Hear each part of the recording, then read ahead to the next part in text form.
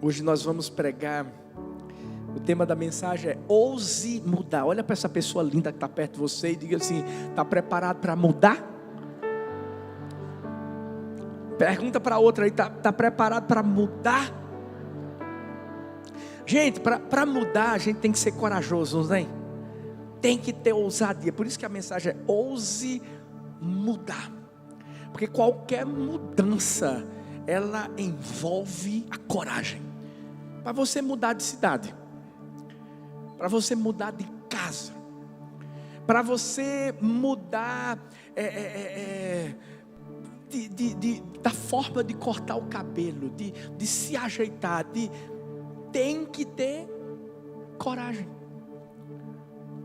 Por isso que toda mudança envolve a ousadia.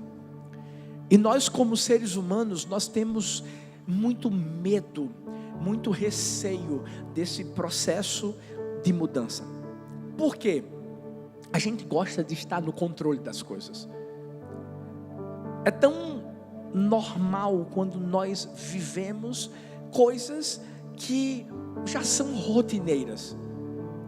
Sabe quando você vai para casa por aquele caminho e você nunca muda ele? Aí de repente tem um engarrafamento quilométrico e você tem que mudar. Aqui em Recife até que vai, né, gente? Paulista até que vai, mas quando você está no Rio de Janeiro, você bota aquele Waze abençoado, pode ter certeza de que esse Waze pode te levar para lugares que você não vai gostar de ir. A mudança às vezes gera incerteza dentro do nosso coração e faz a gente querer ficar um pouco receoso. O problema não é sentir medo, o problema é ficar paralisado pelo medo. Deus nunca vai exigir de mim e de você perfeição, mas Deus exige disposição para mudar. Tem gente que só mudou a partir de agora porque a pandemia chegou. Tem muita gente que tinha sonhos e projetos ali, engavetados. Algumas vezes essas pessoas perguntavam: mas será que eu tenho que fazer isso mesmo? E batia aquele medo, não é? Batia aquela coisa assim: não, eu acho que eu vou ficar como estou. Veio a pandemia e essa pessoa começou a perceber que já devia ter tomado a decisão que tinha que ter tomado há muito tempo.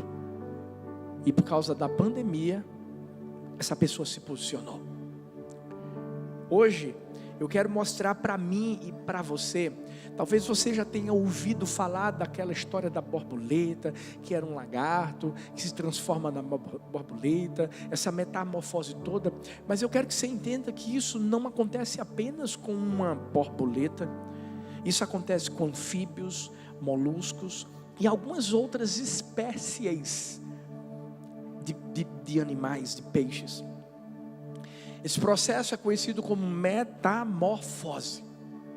E não é apenas uma mudança de forma.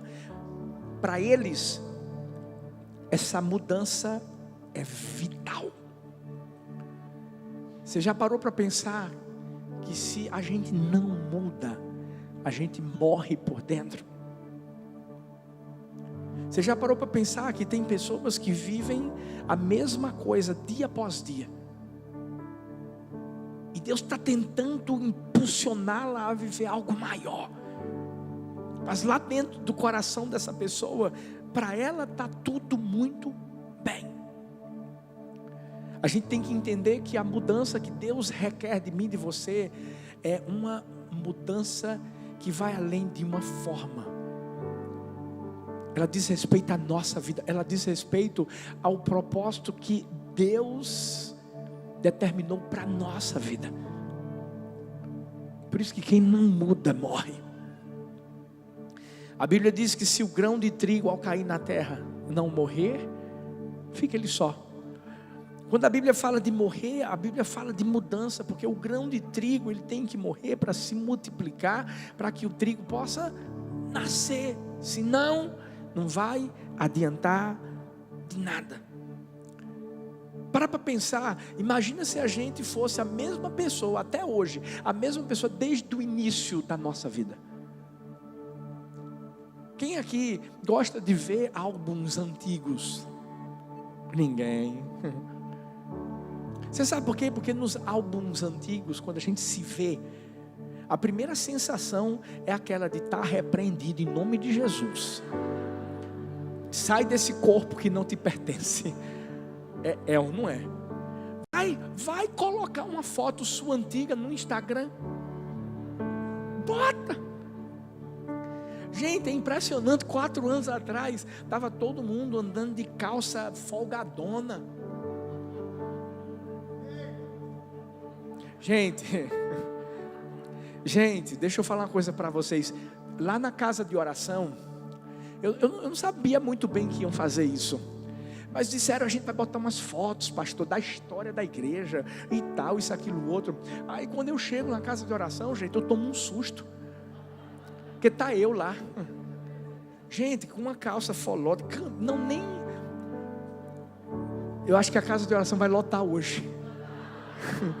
Todo mundo vai querer passar lá para ver as fotos antigas do pastor. Mas é uma coisa vergonhosa, não é? Mas a gente muda o modo de se vestir. Aí hoje está todo mundo andando com uma calça mais assim apertadinha, uma camisa que mostra mais que você é atleta, né? Pelo menos um pouco.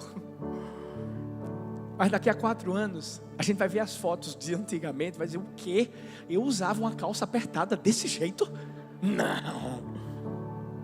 Porque a gente está sempre mudando. Mas a verdade é que a gente muda para melhor. Só tem uma pessoa que não precisa mudar, é Deus. Por quê, pastor? Porque Ele é eterno, porque Ele é perfeito. Agora eu e você não. Eu e você estamos no processo de aperfeiçoamento. Olha para essa pessoa linda e diz assim, tem muito que melhorar em você. Mas diz assim, em mim também. Fala para outra assim, tem muito que melhorar em você, mas em mim também. É ou não é? Gente, olha o pastor Cláudio Duarte como melhorou.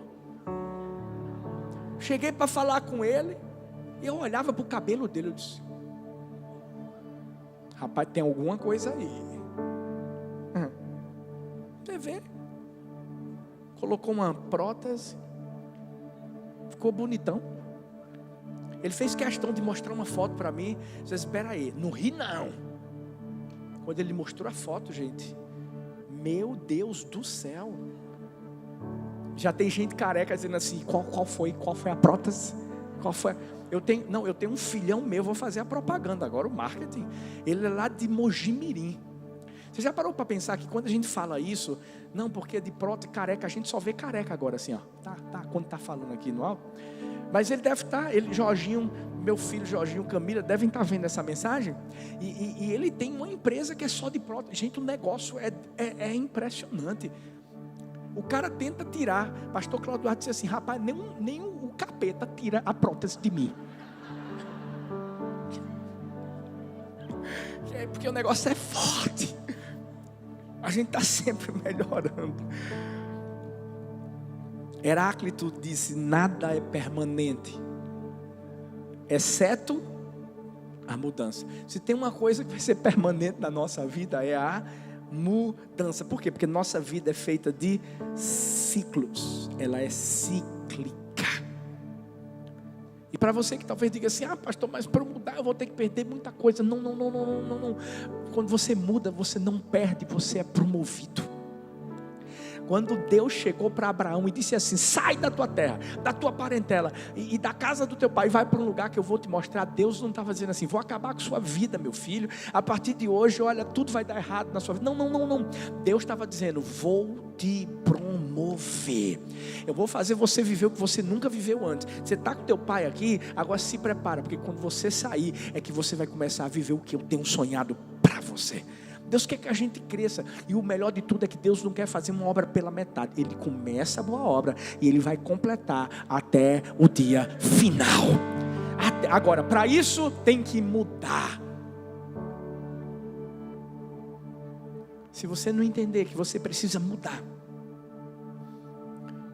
você vai deixar de viver o que Deus tem sonhado para você. Por isso que Romanos 12:2, Paulo vai dizer: não se amoldem ao padrão deste mundo, mas transformem-se pela renovação da sua mente, para que sejam capazes de experimentar e comprovar a boa, agradável e perfeita vontade de Deus. Só tem como experimentar a boa, perfeita e agradável vontade de Deus se houver mudança. Chegou a hora de você entregar o controle. Chegou a hora de você entender que Deus tem o melhor para a sua vida. E para falar sobre mudança, nada melhor do que falar da vida de um homem que mudou. Assim, Paulo. Um cara que perseguia os cristãos e de repente passou a ser perseguido. Um cara que se levantava contra o evangelho e daqui a pouco, ao invés de confrontar, ele estava divulgando, ele estava pregando o evangelho. E existem lições importantes que a gente vai aprender com Paulo. Primeira lição é que a mudança não é confortável, mas é necessária. A Bíblia vai nos dizer em Atos 9, 8, 9, depois no versículo 17 ao 20. Saulo levantou-se do chão, abrindo os olhos, não conseguia ver nada, e eles o levaram pela mão até Damasco. Por 3 dias ele esteve cego, não comeu nem bebeu.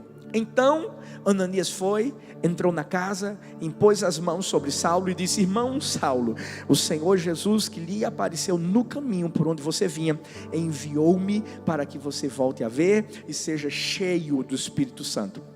Imediatamente algo como escamas caiu dos olhos de Saulo, ele passou a ver novamente, levantando-se foi batizado, depois de comer recuperou as forças.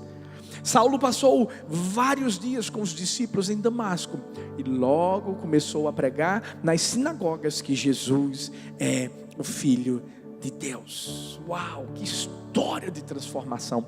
Aí talvez você diga assim: pastor, mas foi muito fácil. Foi muito fácil para Saulo, que depois começou a ser chamado de Paulo. Ele teve um encontro com Jesus e de repente, claro, a vida dele foi transformada de uma hora para outra. Foi fácil demais? Não foi fácil não, deixa eu te explicar. Você sabe o que é você ficar 3 dias sem enxergar? Sabe, a gente vai fazer exame, gente, para dilatar a pupila. A gente já fica doido. Estou mentindo? Tem que ter alguém para dirigir. E se a pessoa for homem, pior ainda, porque homem é mole. É ou não é? Já pensa que estou cego. Agora imagina 3 dias sem ver nada. Mas não vamos só falar disso não. Agora imagina 3 dias sem comer nada. E crente come. Eu sei que esse é o sonho de todo personal trainer. Deixar o aluno sem comer 3 dias para emagrecer, para ficar todo, né? Se Paulo Vitor tivesse aqui, ele ia dar um glória a Deus. Mas além dele não ver, além dele não comer nada, a Bíblia diz que os discípulos de Jesus não acreditavam em Paulo. Imagina você ser desacreditado pelas pessoas que tinham que te impulsionar. Por quê? Porque achavam que era uma estratégia de Paulo. Para quê? Para matar mais cristãos. Porque ele já tinha feito isso antes. Para pensar o que passava na cabeça de Paulo nessa hora. Tanta coisa. Meu Deus, que foi isso? Que encontro foi esse? Que voz foi essa? Meu Deus, estou cego, eu não estou com vontade de comer. Ei, as pessoas estão dizendo que é uma estratégia para que eu possa matar mais cristãos. Essa é a igreja. Talvez muita coisa começou a passar na cabeça dele, mas lá dentro ele entendia que havia uma transformação. E transformação, mudança, ei, não é algo confortável. Porque se for para ser algo confortável, gente, isso não é mudança, é mesmice. Toda mudança traz desconforto. Quem já se mudou de casa ou de apartamento, sabe do que eu estou falando? É uma bênção que você vai se mudar, glória a Deus. Mas, gente, pegar toda aquelas coisas de casa, botar dentro de uma caixa, né? Ter que tirar TV, ter que tirar, né, som, ter que tirar armário, ter que pegar a mesa. Meu Deus, você sabe o que é que eu estou falando. E o pior de tudo, né, que não acaba quando você tira tudo, porque você vai se mudar e vai ter que chegar e vai ter que botar tudo na outra casa. É uma bênção, não é? E para encontrar as coisas depois, o que você quer encontrar, você não encontra, e o que não quer encontrar, encontra. E aquela bagunça, pelo menos nos 2, 3 primeiros meses, é complicado, mas depois que fica tudo bonitinho, ai, você entra na sua casa. Elva, não lembra, filho? Você me levou lá, onde você estava projetando tua casa, estava tudo ainda subindo, a gente não conseguia nem ver nada direito. Mas depois fui lá, comi um churrasco, aleluia. Quando é o próximo, filho? Tá, depois a gente marca, tá? Entre a gente só. Mas é tão lindo quando você vê aquela coisa assim, uau, é diferente, você olha com prazer e diz, meu Deus, é a minha casa. Mas só você e Deus sabe a luta que foi para subir. Gera desconforto, muito. Mas no fim vale a pena, sabe por quê? Porque toda mudança é necessária, toda mudança é uma oportunidade de ajuste. Tem coisas na nossa vida que a gente precisa ajustar. E se você não entender isso, você vai ficar parado.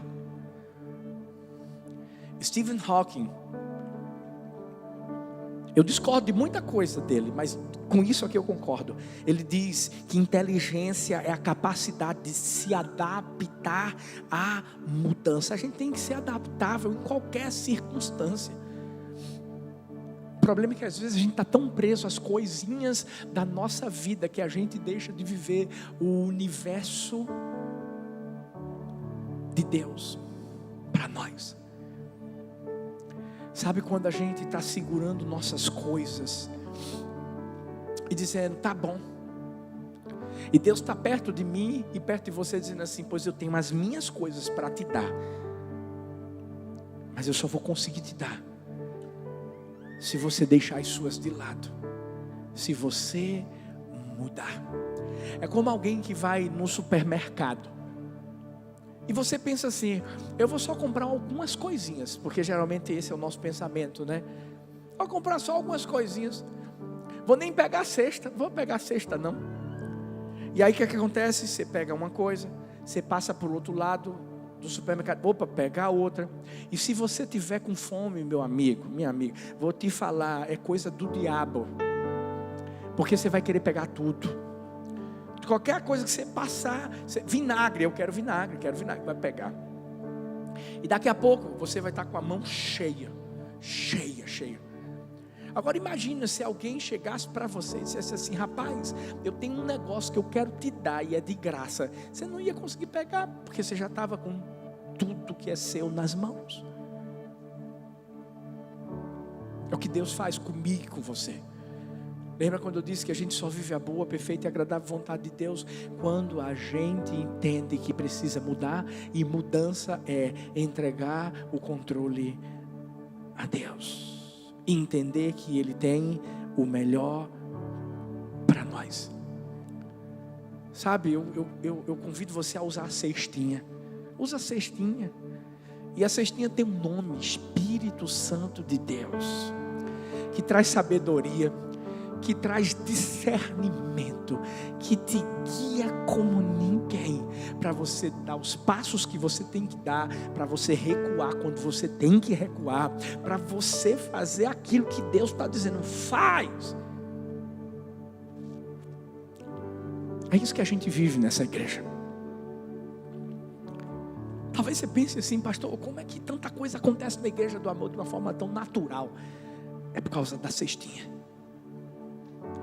É porque a gente aprendeu uma coisa. Olha bem para mim.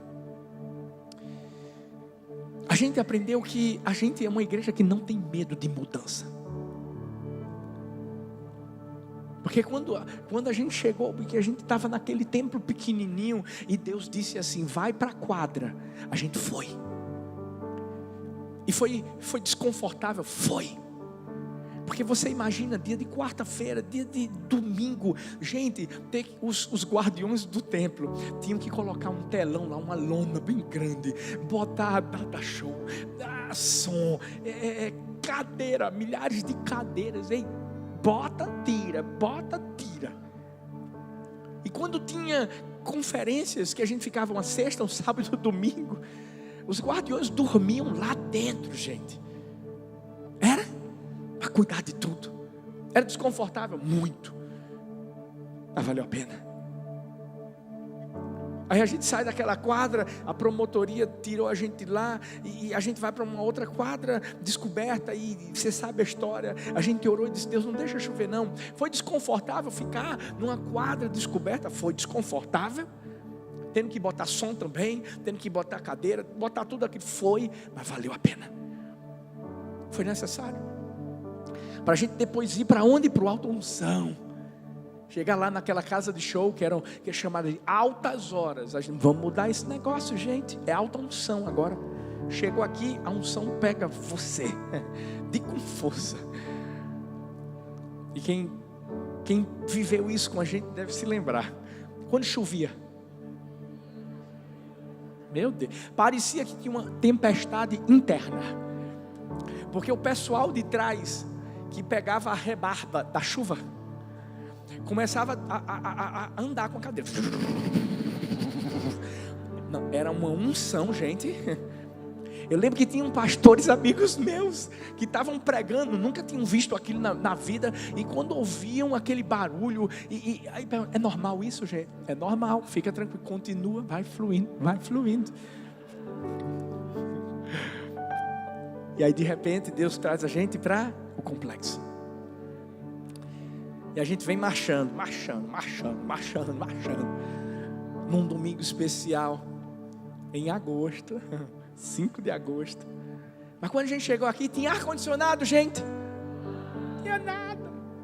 O telão era uma telinha. Não era não. O som ainda, misericórdia, pequenininho aí. Ai, meu Deus. Foi desconfortável, mas foi necessário para a gente estar aqui hoje. E outras mudanças com certeza virão, e Deus já tem colocado no nosso coração. Vai ficar desconfortável? Vai, mas vai valer a pena. Eu quero que você entenda que Deus sempre vai ter algo maior para você lá na frente. Sempre. Eu quero que você entenda que aquilo que está bom vai melhorar. Mas existe um processo para você chegar no propósito. E você vai ter que tomar uma decisão. Se locomover. A decisão de entender que vai doer, que vai ficar desconfortável, mas vai valer a pena. Eu vi a história de uma cientista polonesa, Mary Curie. Ela não tinha muitas oportunidades na Polônia, e ela decidiu ir para a França, fez um mestrado, se tornou a melhor aluna, e ela e o seu esposo inventaram nada mais, nada menos do que os princípios da radioatividade. Ela morreu com 67 anos e inclusive por conta de toda a radiação, dos efeitos negativos da radiação, por ela ter passado tanto tempo exposta por causa dos seus estudos. Mas ela deixou um legado. Ela deixou algo que de alguma forma abençoa a vida das pessoas. Ela teve que sair do seu país, ela teve que deixar muita coisa de lado, mas ela teve coragem para mudar. Eu quero convidar você e eu nessa noite, que a gente tenha ousadia para mudar. Quantas vezes forem necessárias. Você sabe por quê? Porque toda mudança, sem dúvida alguma, vai gerar algo maior e melhor de Deus na nossa vida. Paulo doeu, na vida de Paulo doeu. As pessoas apontavam o dedo, doeu. Mas ele mudou. Ele se tornou o maior escritor de livros da Bíblia. Ele nos abençoa tanto por causa da sua decisão. Segunda lição que a gente aprende com Paulo é que a mudança não é só planejamento, mas é ação. Diga assim, ação. A Bíblia fala aqui em Atos 9, 28, 29, assim, Saulo ficou com eles e andava com liberdade em Jerusalém. O que é que ele fazia? Pregando corajosamente em nome do Senhor. Falava e discutia com os judeus de fala grega, mas estes tentavam matá-lo. Saulo não ficou só planejando, agora eu vou pregar, eu vou ver para quem eu vou pregar. Não, Saulo agiu, Saulo fez, Saulo se dispôs. E por isso que os fariseus tentavam matá-lo. Sabe por quê? Porque os fariseus na Bíblia sempre foram conhecidos por aqueles homens que falavam e não faziam nada. Hipócritas. Homens hipócritas. Conhecidos como sepulcros caiados. Pessoas que não faziam jus àquilo que eles diziam. A gente tem que parar de gastar tempo planejando. A gente tem que investir tempo executando. Os planos sim, tem que ser feitos, mas a gente tem que entender que se nós não executarmos os planos, tudo isso será apenas uma boa ideia. E de ideia, o cemitério está cheio de pessoas que tiveram muitas ideias e nunca colocaram em prática. Tem gente que vive planejando a semana, mas chega na segunda, não faz nada. Tem gente que diz assim, não, esse ano eu vou ler a Bíblia, e planeja ler a Bíblia, mas nem 2 versículos da Bíblia lê.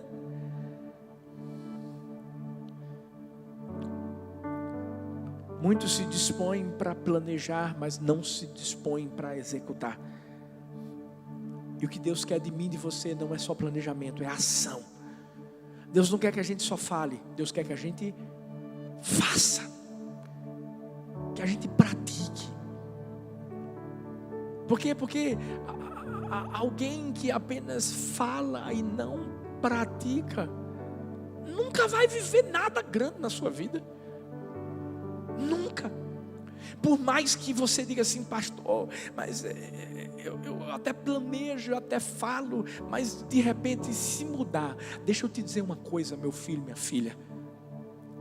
Não se preocupa se houver alguma mudança no planejamento. Sabe por quê? Porque os nossos planos são bem menores do que os planos de Deus.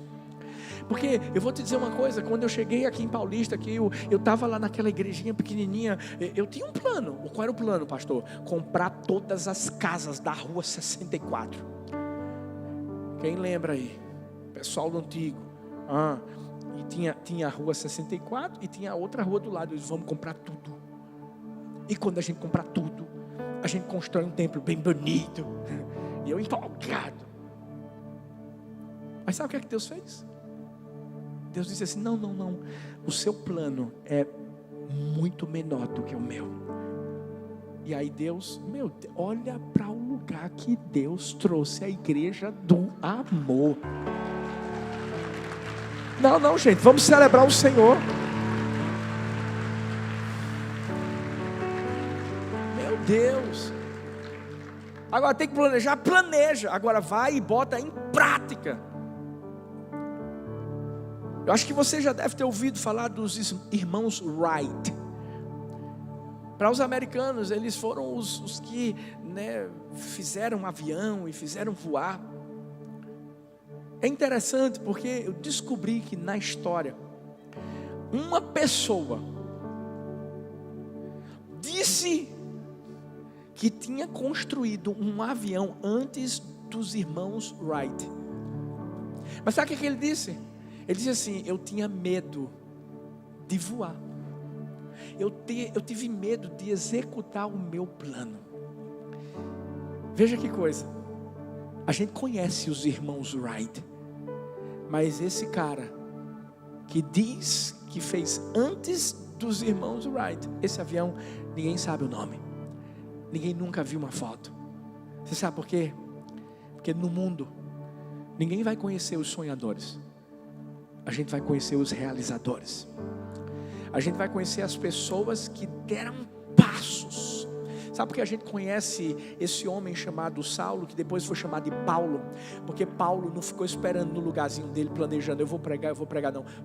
Paulo se dispôs, se levantou, começou a pregar a palavra de Deus. E sabe o que aconteceu? O evangelho chegou até mim e até você. Chegou a hora de você se entregar por inteiro. Faça planos, faça. Muitas vezes os seus planos vão ser bem menores do que os de Deus, e vai haver uma mudança. Você tem que se adaptar a essa mudança, entendendo que Deus sempre vai querer o melhor para você. Agora, quando você planejar e você fizer, faz do jeito que Deus quer que você faça. Faz por completo, para Deus te honrar, para Deus te abençoar. Eu vi a história de um filho de pastor. Esse filho de pastor, ele era roqueiro, ele amava rock, e ele tinha um cabelão bem grande, sabe, bem... Um dia ele chegou para o pai e disse: pai, eu acho que eu já estou com a idade de ter meu carro, eu queria dirigir, pai. E o pai olhou para ele e disse: beleza, vamos fazer uma coisa, são 3 coisas que eu quero que você faça, aí eu te dou um carro. Primeira coisa, eu quero que você estude, eu quero que você tire notas melhores no colégio. Segundo, eu quero que você também aprenda mais da Bíblia. Eu quero que você leia a Bíblia todo dia. Eu quero que você mergulhe na palavra do Senhor e cresça em Deus. Terceiro, eu quero que você corte o cabelo. Esse garotão passou o tempo, volta para o pai e diz assim: pai, o senhor está vendo que eu estou tirando notas melhores? Está vendo que eu estou me esforçando, pai? O senhor está vendo também que eu estou aprendendo mais da palavra? Todo dia eu estou lendo a Bíblia. Eita, já li a Bíblia toda esse ano. Só está faltando uma coisa, pai: o carro. E aí o pai disse assim: não, peraí, filha, você até fez as 2 primeiras, mas e o cabelo? Por que você não cortou? Ele disse: calma. Lendo a Bíblia, pai, eu descobri que Sansão tinha cabelo grande. E sabe, pai, eu não sei se o senhor sabe, mas alguns estudiosos, teólogos dizem que Noé também tinha cabelo grande. E mais, pai, Jesus, alguns dizem que Jesus tinha cabelo grande. E o pai disse: você está certo, meu filho. Inclusive, todos eles andavam a pé.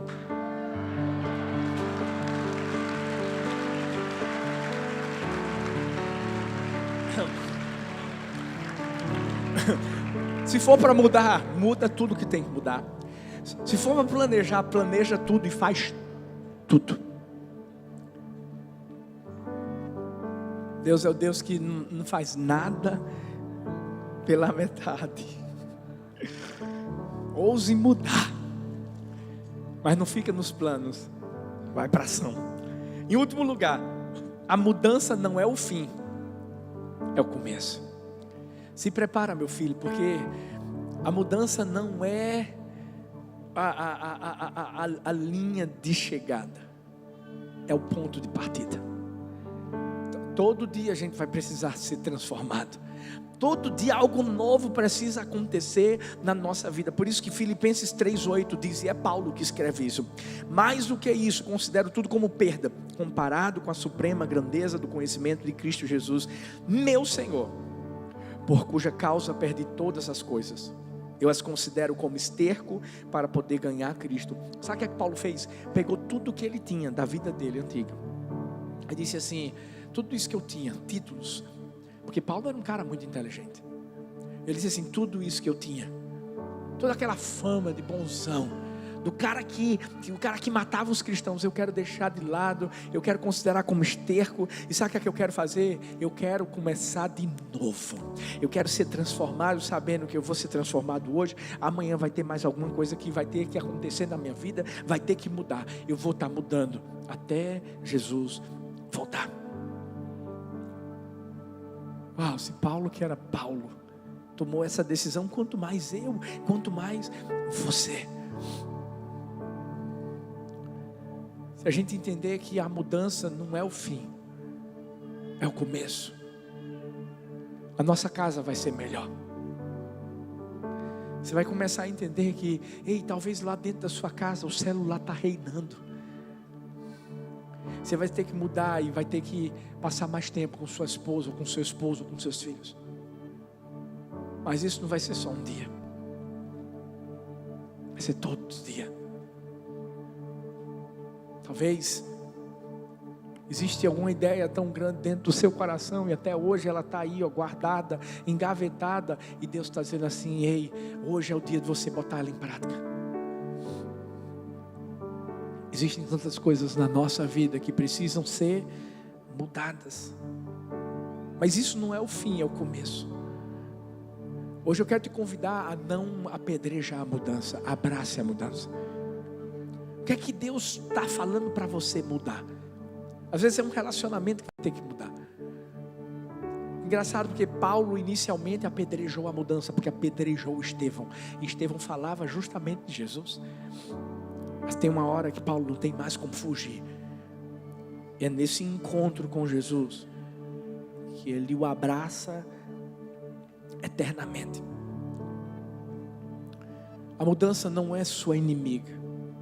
Sabe quando o médico está dizendo assim: se você continuar do jeito que está, se você ficar comendo de madrugada, se você for para a geladeira, dizendo que é Deus que está te chamando,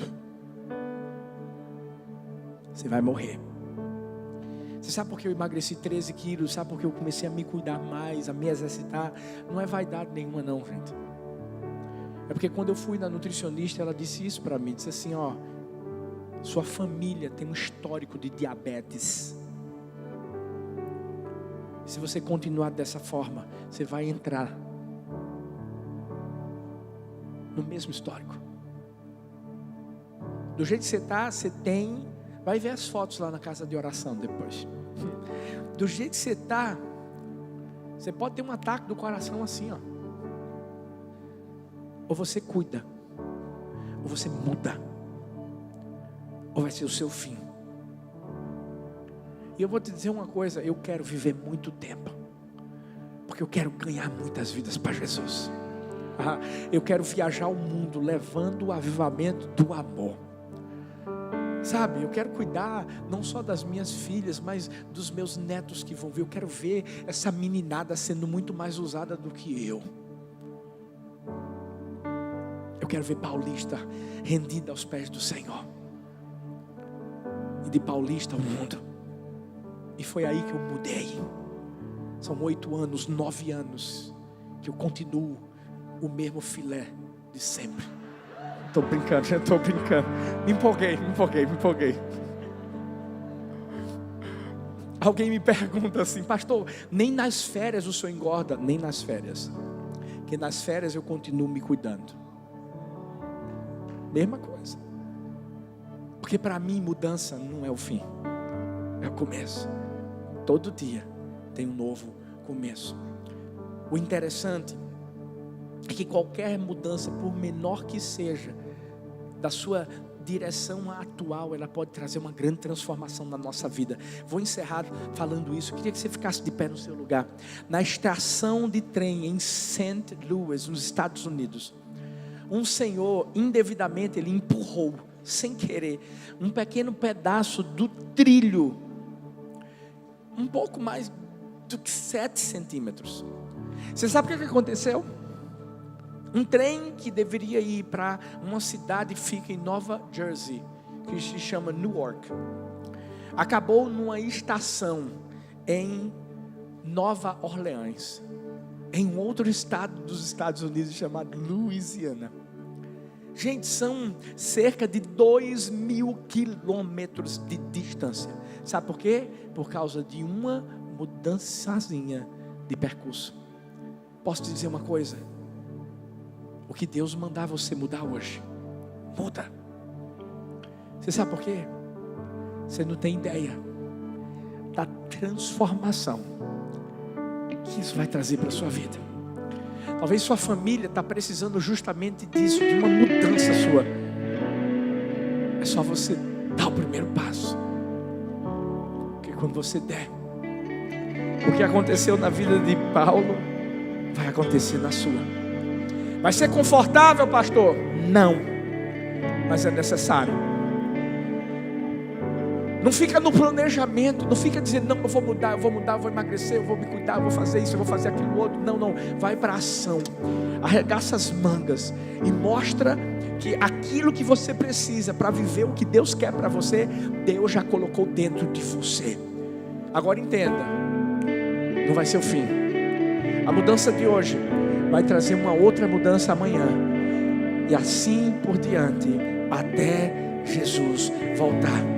A minha pergunta hoje para mim e para você é: está pronto para viver algo novo?